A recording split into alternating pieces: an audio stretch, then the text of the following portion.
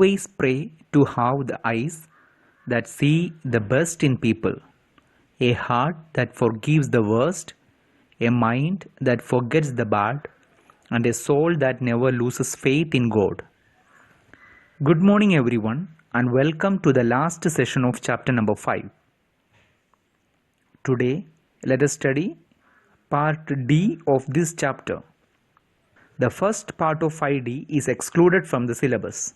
That is, symbol microscope is excluded from the syllabus for the academic year 2020-21. So, only 3 topics are to be learned from this part. They are: number 1, application of lenses; number 2, experimental determination of focal length; number 3, how to differentiate between convex and concave lens. First of all, let us study the application of lenses. Number 1, convex lens is used in telescope, camera, slide projector, etc., where real and inverted image of the object is formed. Number 2, our eye lens is also a convex lens which forms an inverted image of the object on our retina. Number 3, convex lens is used as spectacles for persons suffering from long-sightedness.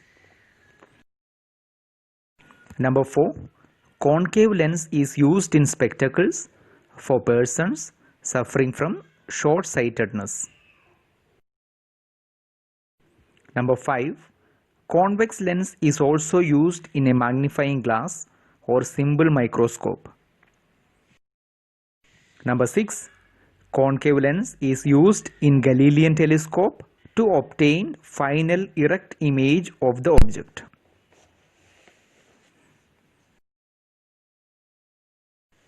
Now let us study experimental determination of focal length of a convex lens.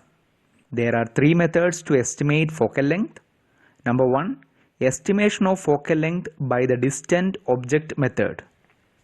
First, let us see the apparatus required: double convex lens, spherical mirror stand,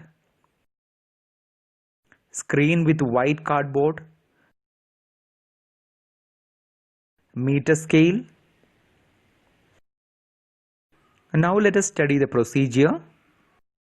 Locate some distant building or a tree from the window of your laboratory. Place the meter scale in the direction of the object. Place a convex lens mounted on a lens stand vertically along the meter scale such that the midpoint of its base is at 5 cm mark.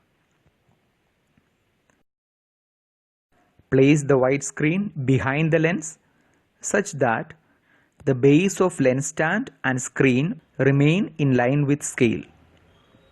Move the screen backward or forward till a sharp inverted and diminished image of object is formed on it. Read and record the position of the lens and the screen by looking vertically down at the midpoints of their bases when a well-defined sharp image is formed on the screen. The distance between the position of the lens and the screen is equal to the focal length of convex lens. Record the focal length of the lens, and finally repeat the experiment by placing convex lens at a 10 cm, 15 cm and 20 cm marks, and in each case record the focal length. We can see that at 10 cm we get position of white screen at 24.5 cm and the focal length as 14.2 cm. Similarly, calculate for the positions of convex lens at 15 cm and 20 cm. At 15 cm, position of white screen is at 29.4 cm, and at 20 cm, position of white screen is at 34.4 cm. Finally, calculate the mean or average focal length from the data.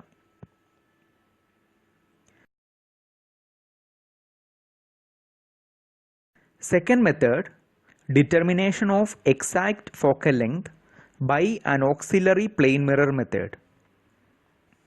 Apparatus required: vertical stand, a plane mirror, a lens, and a pin. Procedure: number 1. Place the convex lens on a plane mirror kept on a horizontal surface at the vertical stand. Number 2. Arrange the pin P horizontally in the clamp so that its tip is vertically above the center of the lens. Number 3. Adjust the height of the pin till it has no parallax with its inverted image as seen from vertically above the pin.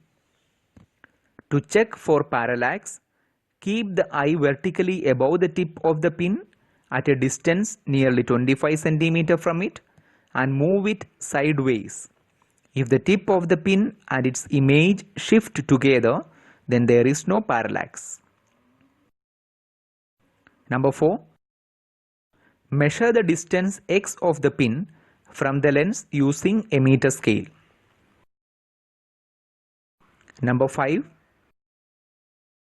Then measure the distance y of the pin from the mirror using a meter scale. Number 6. Find the focal length by calculating the average of two distances. That is, f is equal to x plus y divided by 2. Number 7. Repeat the procedure 3 more times and find the mean value of focal length f. Now let us study an alternative method for the above studied procedure to find focal length. Apparatus required: a convex lens, a plane mirror, a pin, and an optical bench. Procedure: number 1. Keep the lens close to the plane mirror. Number 2.